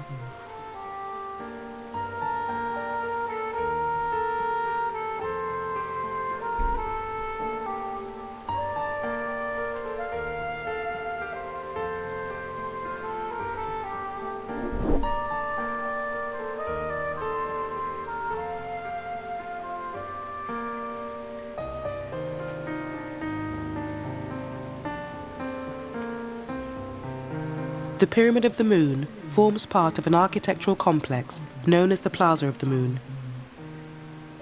The spatial arrangement of the structures which form the Plaza of the Moon complex illustrate that the city was laid out according to a master plan based on symmetry, and that it was intentionally integrated into the local geography.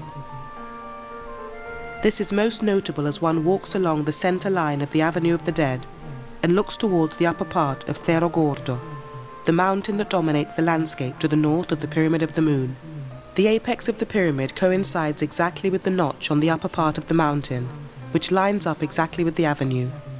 Because of this, it seems that the pan-Mesoamerican belief that pyramids represent sacred mountains may have been an important factor in the planning of the ancient city. Other apparently important factors in the planning of the city were the movements of the astronomical bodies, such as the Sun, the Moon, and Venus, among others. The Avenue of the Dead begins at the Plaza of the Moon, which is formed by 15 pyramidal structures, including the Pyramid of the Moon, and continues more than 5 kilometers to the south, almost to the foot of the mountains that can be seen in the distance. For many years it was believed that the pyramid contained earlier structures within its walls, but until the Pyramid of the Moon project excavations began in 1998, archaeologists could only guess at how many there were and how they'd been constructed. The Pyramid of the Moon was probably completed around 250 AD. Recent excavations near the base of the pyramid staircase have uncovered the tomb of a male skeleton, with numerous grave goods of obsidian and greenstone, as well as sacrificial animals. One of the most significant tombs yet discovered at Teotihuacan, it might indicate that even more important tombs lie buried at the heart of the pyramid. Shortly after the Olmec civilization vanished, a new civilization arose in the 2nd century BC in the Valley of Mexico. This grand civilization would dominate the culture of the Valley of Mexico for almost a millennium, and stands as the most significant cultural influence throughout the history of Central American civilizations. This civilization was centered around the city of Teotihuacan. At its peak, Teotihuacan was a city of over 100,000 people. Not only was it the largest city in America, it was one of the largest cities in the ancient world period. Designated a UNESCO World Heritage Site in 1987, the archaeological ruins of Teotihuacan have only grown in popularity since.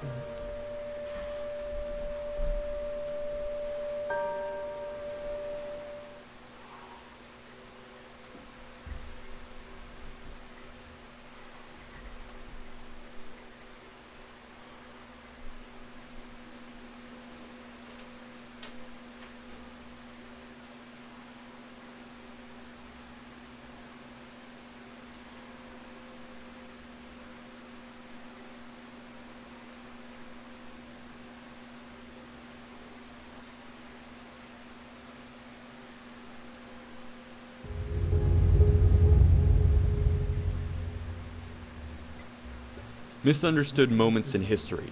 Rise of the Aztec Empire. The Aztecs, one of the most iconic standard bearers of Mesoamerican history. And yet, much of what people think they know about the Aztecs is wrong. This is in large part due to the fact that the public is only really introduced to them alongside the discovery of the New World. As such, the average person stumbles upon the Aztecs just as the Europeans did, with lots of preconceptions and no awareness of their past. It is through this limited snapshot that the Aztecs have been remembered and consequently misunderstood. Today, we will be seeking to remedy this by providing proper context for the rise of the Aztecs, from their early history to the arrival of the Spaniards. The dawn of Aztec history is shrouded in mystery. Spanish chroniclers of the 16th century record that they were originally a people from a great island far to the north called Aztlan, the land of white herons. Today, historians trace their legendary homeland back to the central Mexican states of Guanajuato, Jalisco, and Michoacan, though its exact location is disputed. It is from here that a Nahuatl-speaking people, later referred to as the Aztecs, began to migrate towards central Mexico. According to their mythology, this exodus was part of a celestial command to abandon the 7 caves of Chichimostoc and emerge into the light to explore the world. From these 7 caves came 7 tribes. However, not all groups left together, and it was apparently some 300 years before the last tribe, the Mexica, began their journey. It is their story which we shall be following today.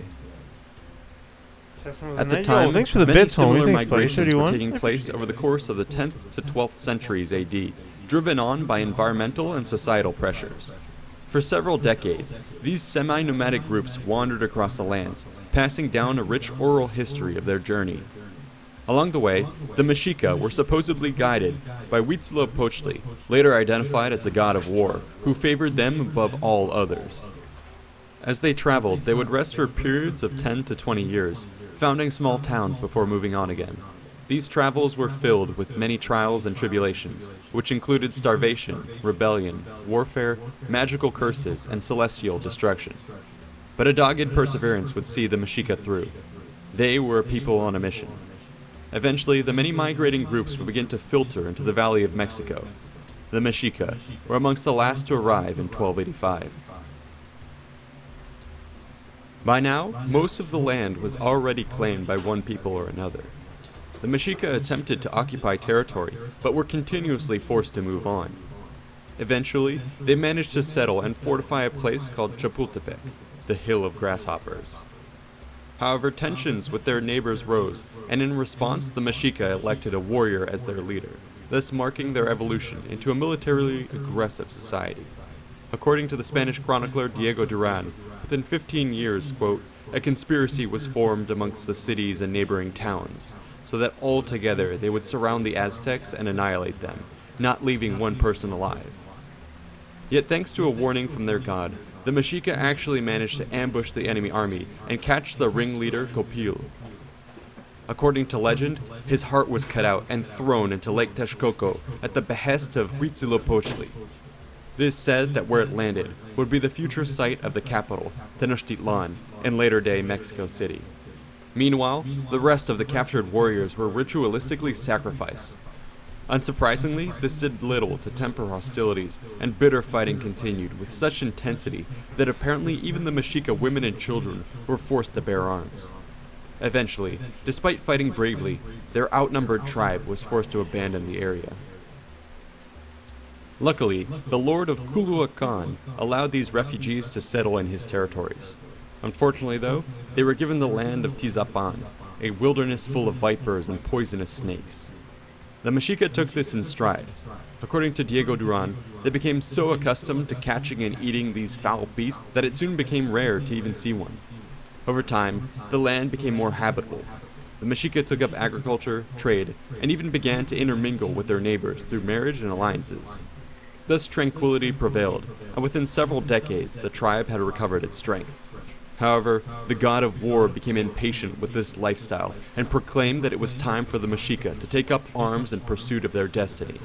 Accordingly, a plan was devised by his faithful servants.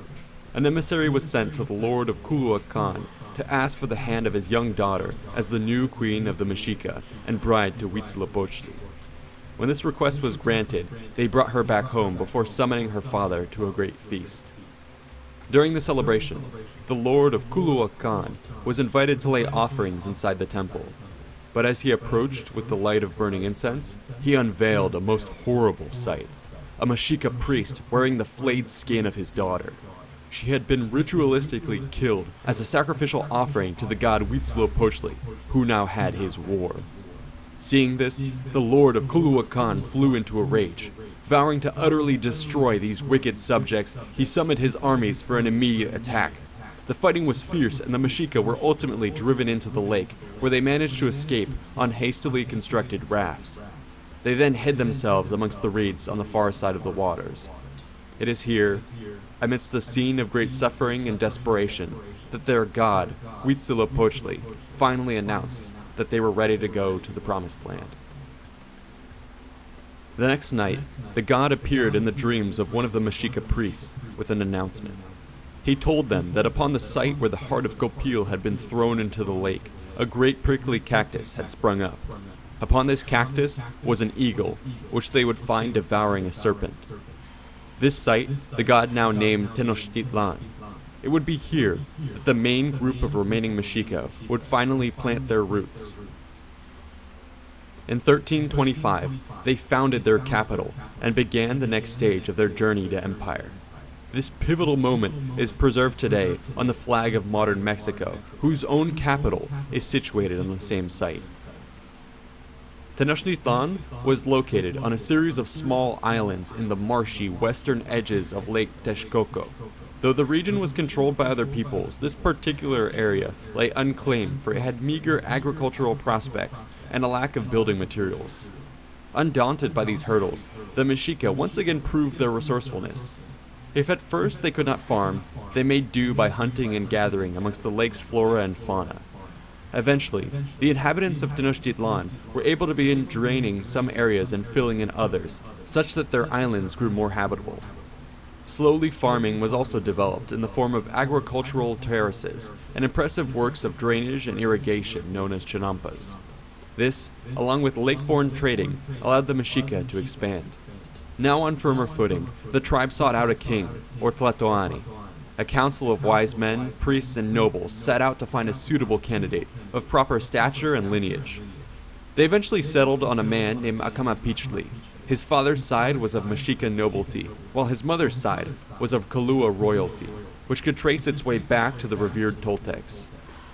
Now he and his recently married bride were brought back to Tenochtitlan for a grand coronation. In 1375, Acamapichtli was crowned the first Tlatoani of the Mexica. However, all these developments drew unwanted attention from powerful neighbors. This included the expanding city-state of Azcapotzalco, which had been founded by the Tepanecs, another one of the original migrating Nahua tribes. The still weak Mexica were in no position to resist, and were thus forced to become vassals. As such, they were subject to heavy tribute for using their land and conducting business. Yet even under this oppressive yoke, they grew stronger day by day. Acamapichtli's rule proved effective, and the small town upon the lake developed into a proper city. Buildings, residential areas, temples, parks, canals, and streets were created in what was a relatively prosperous time of peace. After 2 decades, the king died at the age of 70, specifically requesting that the people be allowed to choose a ruler from amongst his 7 sons. In 1396, the inhabitants of Tenochtitlan elected Prince Huitzilopochtli their king. The new monarch was then wedded to a princess of Azcapotzalco. This important political move led to a closer tie between neighbors and a lessening of the harsh policies levied on the vassal city. Over time, the Mexica would be granted more and more favors. They were also increasingly called upon to participate in the military campaigns of their overlords, often serving as powerful shock troops. Together, Tenochtitlan and Azcapotzalco subjugated many of the people in the surrounding area, fighting first in their immediate vicinity and then further and further afield. Along the way, the Mexica would be granted important tracts of land with significant agricultural value. Eventually, the blood spilled in battle and shared in marriage earned the city of Tenochtitlan a place as one of the favored vassals under the Azcapotzalco Tepanecs, who by 1410 controlled a large portion of the Mexico Valley. However, this alliance was not to last. When King Huitzilopochtli died in 1417, he left behind the Prince Chimalpopoca as heir to the throne. However, too young to rule alone, he was guided by his royal council. These men in turn attempted to exploit the strong relationship Chimalpopoca maintained with his maternal grandfather, the king of Azcapotzalco. The Mexica council constantly whispered in the ear of their young king, pushing him to ask for special favors and reduction in taxation. While the old king of Azcapotzalco often warmed to such requests, his council did not. They were increasingly wary of the Mexica, who grew bolder by the day. With every new attempt to throw off the obligations of vassalage, Tenochtitlan looked less and less like a necessary ally and more like a potential challenger. The straw that broke the camel's back appears to have been a conflict over resources. Tenochtitlan was located on brackish marshes and had long lacked a reliable source of clean water. They had previously been granted access to the springs of Chapultepec, but now requested that their overlords provide them with the men and materials to build an aqueduct to their city. This was the sort of demand a would-be lord made to his subject, and one which enraged the powers of Azcapotzalco. Their council now called for the elimination of the Mexica. The old king pleaded to have his grandson spared, but when this was refused, he is said to have died of anguish. In his place, a more adversarial ruler named Mashla rose to the throne. He not only denied the Mexica requests for supplies, but also revoked their access to the water springs. In addition, assassins were dispatched to Tenochtitlan. These managed to infiltrate the royal palace, killing King Chimalpopoca and his heir. The Mexica were thrown into a panic. In 1426, they turned once more to the leadership of a strong warrior king. One was found in the person of Itzcoatl, a son of the first king Acamapichtli. Upon his coronation, he acted quickly. One last attempt was made to reach peace with Azcapotzalco, but when this failed, the people of Tenochtitlan were roused for battle. In preparation for the upcoming showdown, the Mexica also sought allies. The political atmosphere was ripe for such messages. Many other vassals had also chafed under the harsh rule of Azcapotzalco and now considered siding against their overlords. The Acolua of Texcoco were the first to rise up and join the Mexica of Tenochtitlan. Together they fought fiercely and achieved some key early successes. These victories convinced the Tepanecs of Tlacopan to cast in their lot with the uprising. This triple alliance now launched itself at their former masters in a desperate war for liberation. The allied armies fought fanatically and were said to have quickly pushed the enemy back on the defensive. According to legend, they attacked Azcapotzalco for 112 days before finally breaching the capital. The temples were looted, the city burned, and the population butchered. When it was all over, not much was left of the once proud and powerful kingdom of Azcapotzalco. In its place would rise the far more formidable coalition of the Triple Alliance that would become known as the famous Aztec Empire. Tlacopan would assume control of the western side of the Mexico Valley, Tenochtitlan the north and south, and Texcoco the east. The first task of this new alliance was to secure their position in the Valley of Mexico.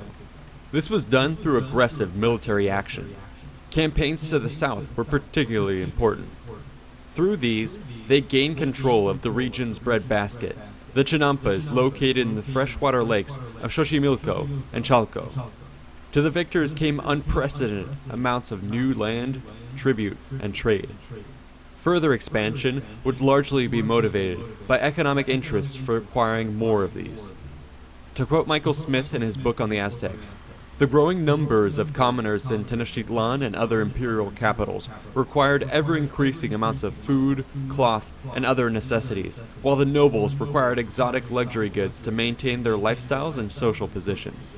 The economic strategy, therefore, involved the conquest of rich areas and the establishment of a program of regular tribute payments, as well as the encouragement of trade and markets throughout the empire." End quote. At this point, it is critical to note that the emerging Aztec Empire was a hegemonic rather than a territorial one. What this means is that newly conquered lands were not directly annexed and ruled. Rather, local governments were kept in place and forced to provide a mix of troops, tribute, and hostages. Soldiers would be called upon in the event of a major campaign, while tribute would be supplied regularly on a semi-annual basis. These shipments might include food, gold, textiles, weapons, armor, and other valuables. In return, the conquered cities would be granted relative autonomy, protection, and access to the economic network which developed under the umbrella of Aztec rule. We should also mention that other factors also bound the subjects of the empire to their new masters. These included intermarriage, gift-giving, religious ceremonies, construction projects, and perhaps most importantly, the ever-present threat of violence. This last point is key to understand and bears repeating. As Ross Hasig states in his book on Aztec warfare, quote, "The Aztecs maintained the empire with great economy of force by relying on local resources for local security and order. The Aztec army did not have to maintain a presence, but was mobilized only for further conquests or to deal with rebellions and other major disruptions. For lesser matters, the threat of this army's return was sufficient to ensure compliance by the subordinates."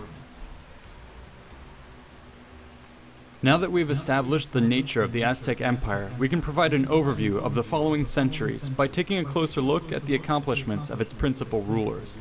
As we do so, please note that we will be focusing on the line of rulers from Tenochtitlan, which would become the dominant power in the Triple Alliance. This will be done to the exclusion of the other royal lines of Tlacopan and Texcoco. We had last left off with the founding of the Triple Alliance during the reign of Itzcoatl. He had been brought to power as a military leader and would follow up on the victory over Azcapotzalco with further campaigns across the Mexico Valley to bring the various city-states under their control. Once conquest and consolidation had been achieved, Itzcoatl sent the first expedition out beyond the basin. These war parties ventured forth into the lands of Cuauhnahuac, to the south. In 1440, after 14 years in power, the great warrior king Itzcoatl died. His 80-day-long funeral ceremonies featured great displays of wealth and were a testament to just how far the Mexica of Tenochtitlan had come since the founding of their city a mere century ago. The next king, Moctezuma I, would take them even further. Within the Mexico Valley, he first reaffirmed the Triple Alliance's dominance through military action, political consolidation, and massive building projects, such as the construction of the Great Temple of Tenochtitlan. At the same time, new laws were passed to begin reshaping society. These formalized the distinctions between nobles and commoners, granted privileges to great warriors and priests, established universal schooling, laid out a system of courts and judges, and set out punishments for crimes such as theft and adultery. Externally, the Aztecs were also much more active, with military campaigns now spilling out across the region. Such was the strength of the Triple Alliance and its growing network of tributary states that it was said they raised an army of 200,000 to conquer the city of Cuauhnahuaca. By the end of his almost 30-year reign, Moctezuma had overseen a massive period of military conquest, construction, and expansion that left a legacy of riches and grandeur no other before him had achieved. His successor, Axayactl, consolidated the Aztec holdings along the Gulf Coast before continuing the expansion to the north and south. There would be several major military victories, which included the suppression of Tlatelolco during a brief civil war. However, these conquests did not go uninterrupted. The Tlaxcala Confederacy continued to hold out obstinately, while the northwestern Tarascan people blunted Aztec campaigns with a crushing defeat in 1479. This was one of the first major defeats the Triple Alliance had suffered, and it deeply marred the image of Axayactl, who died 2 years later. His younger brother Tizoc became the next Tlatoani of Tenochtitlan, but proved a poor leader and military commander. In fact, his coronation campaign was essentially a defeat, and the following wars saw very little new territory added to the empire. Within just a few years, his reign would be cut short by what appears to have been an assassination by the military nobility. The next ruler, Ahuizotl, focused on repairing the image of the Aztecs. His early military campaigns were used to crack the whip on areas which had stopped paying tribute during the weak rule of Tizoc. Successful actions were then launched into more rebellious regions and foreign territory. Slaughter and enslavement were common means of quickly re-establishing control. These battles also yielded many war captives who were brought back to the capital for grisly sacrifice. The dedication of the new temple to Huitzilopochtli, the war god, reportedly featured the slaughter of over 80,000 prisoners. The island capital would see further celebrations as it underwent major renovation and expansion. Such was the power that Ahuizotl gained during this period that the rulers of Tenochtitlan took over most of the duties of running the empire of the Triple Alliance. From now on, the Tlatoani of Tenochtitlan was known as Hue Tlatoani, or the Supreme King. In 1502, Ahuizotl died and was succeeded by one of his experienced generals, Moctezuma II. He continued previous efforts of consolidation and conquest through terror. Incredibly, one of his largest campaigns is said to have summoned an army of 400,000 to crush the region of eastern Oaxaca, with another army of 200,000 raised a few years later to take the fortified city of Quetzaltepec. By this time, even the formidable Tlaxcala were beginning to cave to the pressure as the massive territorial vice around their lands was tightened. Yet at this critical moment, the hand of fate intervened, and the meteoric rise of the Aztecs was cut short by the arrival of the Spanish in 1519. It is incredible to think that just over 230 years earlier, the Mexica tribe themselves had been the newcomers in the Valley of Mexico. When Europeans arrived, they would encounter a vast empire which covered 135,000 square kilometers and encompassed more than 400 cities and towns. At its beating heart was the gem of Tenochtitlan, a monumental city with a sprawling grid complex of palaces, temples, markets, gardens, and housing, with miles of causeways and aqueducts radiating out in all directions. It bustled with activity of some 200,000 inhabitants. Nobles, priests, soldiers, merchants, craftsmen, farmers, and schoolchildren, all traversing the landscape on foot or by boat. This incredible sight astounded visitors, who dubbed it the Venice of the New World. It is with this vision that we will conclude our episode. I hope that we've been able to demystify the rise of the Aztecs and lay the groundwork for further exploration of their amazing civilization. There will be far more to cover in the future when it comes to discussing the politics, religion, economy, and warfare of Mesoamerican history, and I couldn't be more excited. A huge thanks is owed to our supporters on Patreon, and the many talented researchers, writers, and artists who made this video possible. Please consider contributing to fund future content. If you found this topic interesting, check out these related videos about our fascinating past. Be sure to like and subscribe for more history, and check out the description for ways to support the channel. Thanks for watching.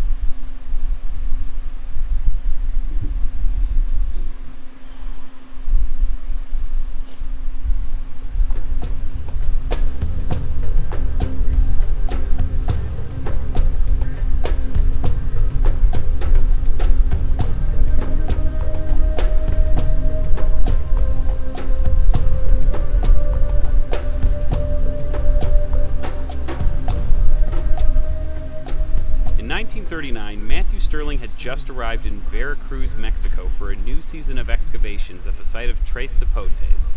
Sterling was searching for answers about a relatively recently identified civilization in Mexico, the Olmec. Tres Zapotes had already been identified as an Olmec site, but at the time, not much was known about Olmec civilization. There was only a delicate consensus about who the Olmec were. Most scholars assume that this civilization was a fairly recent player in Mesoamerican history, and that they would have been contemporary with the classical Maya in the second half of the first millennium CE. It wasn't an unreasonable conclusion at the time.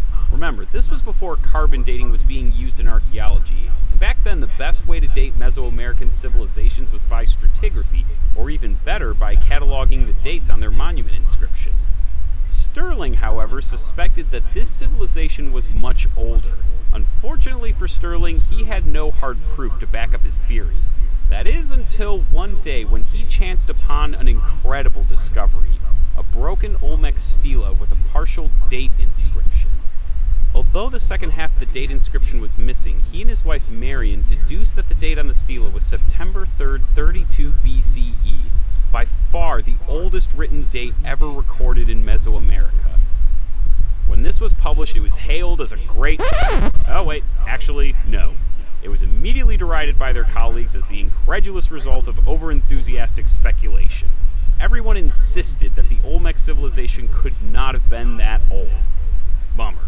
But not for long.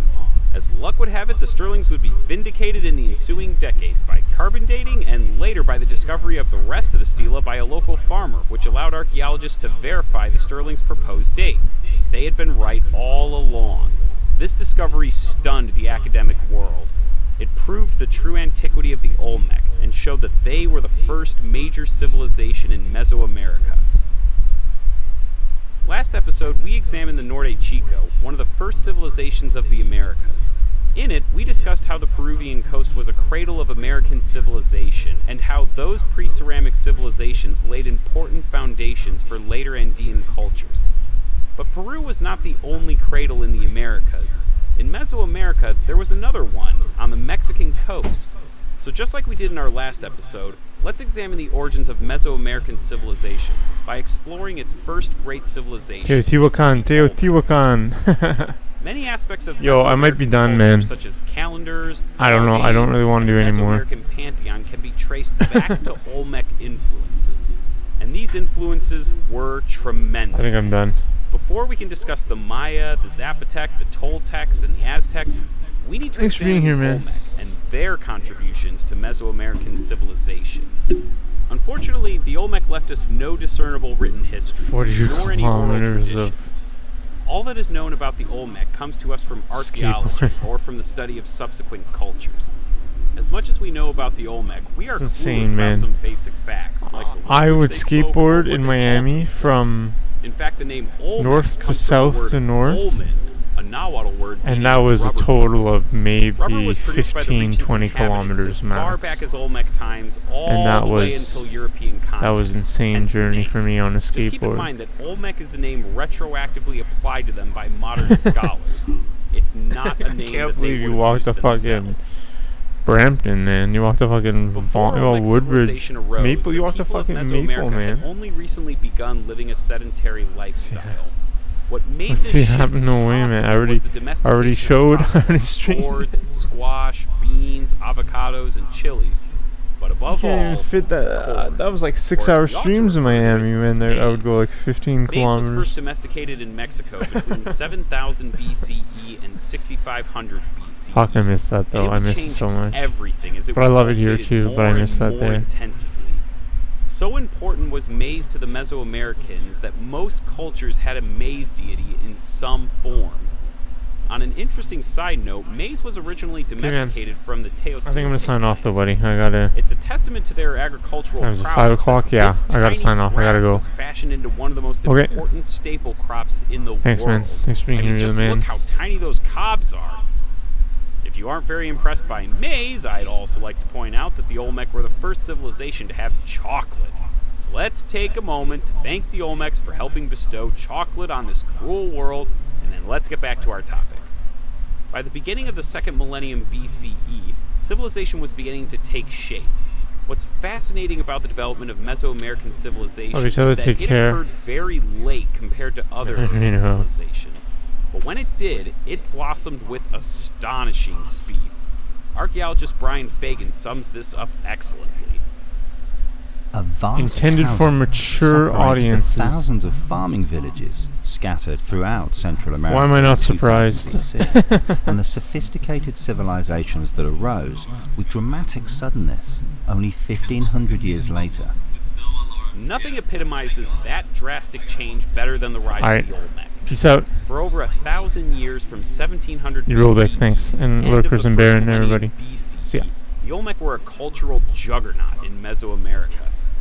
Despite being largely confined to the Mexican Gulf Coast and the modern states of Veracruz and Tabasco, the Olmec exercised an oversized influence over Central America.